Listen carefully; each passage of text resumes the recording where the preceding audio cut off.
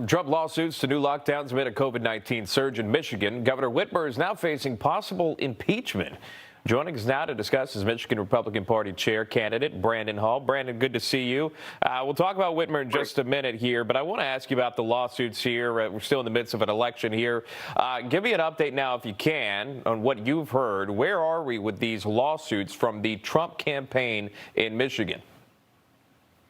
So, unfortunately, the courts have not been as positive as we'd like in giving President relief to deal with the election fraud issues in Michigan. My hope is that the state legislature will do the right thing in the end using the 12th Amendment. But right now, all the lawsuits have been thrown out or are not looking good, unfortunately. All right, what is it that you hope that would happen? I know you just mentioned it really briefly, and you cited an amendment. What are you hoping that you'd see? Well, the 12th Amendment is clear. It gives the state legislatures power to send electors to Washington.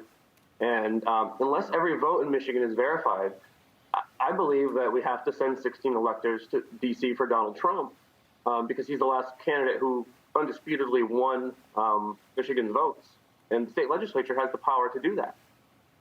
The president is constantly on Twitter. He's talking about there could possibly be more suits coming from him, not necessarily from the Trump campaign, but more lawsuits nonetheless on his team. Do you foresee that in Michigan? Do you think there is another avenue aside from the 12th Amendment? You know, I think we could have a potential, these lawsuits, and no one knows lawsuits like President Trump, right? I mean, he knows how to file a lawsuit, and he knows the courts, and he's got some great lawyers. So I think hopefully one of these lawsuits will make it up to the Supreme Court, and then they can kind of sort some of these things out, like all the late ballots coming in from Pennsylvania and some of the issues not being able to watch the vote count in Detroit. I mean, that's what separates America from it being a third world country. In America, we get to watch the votes being counted. And in Pittsburgh, Detroit, Philadelphia, that didn't happen.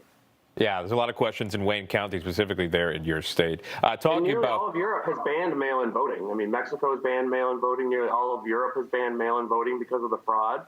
So maybe we should take a look at why they've done that. A lot of folks are raising that flag. I want to ask you about Governor Whitmer, if I can. She just held a news conference last night to discuss new lockdown restrictions. Watch this. If you are considering spending Thanksgiving with people outside of your household, I urge you to reconsider. How are folks in Michigan handling this? Because she is imposing somewhat of a limited lockdown, a partial shutdown, if you will. What are the thoughts there of Michiganders in having to potentially face these potential lockdowns from Governor Whitmer? Well, it's a family program, so I'm not going to use some of the words that I heard last night and that I'm hearing. But people are furious. This woman's destroying our state. She's destroying family businesses. We've had record suicides and drug overdoses. And I think a lot of people this time are going to stay open because if they don't, they're not going to make it. So I think what she's doing to our state's terrible. We need to impeach her and put her on trial in the Senate. I think we're going to see some huge protests in Lansing coming up as early as this Saturday. I think people are pissed, frankly. And she says it's going to be a 3-week partial shutdown, if I understand this correctly. Does that go into effect Friday?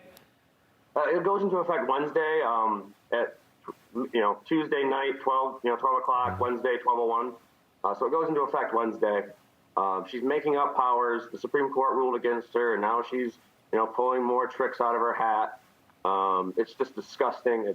It's absolutely horrendous, and we need more legislators to step up for impeachment.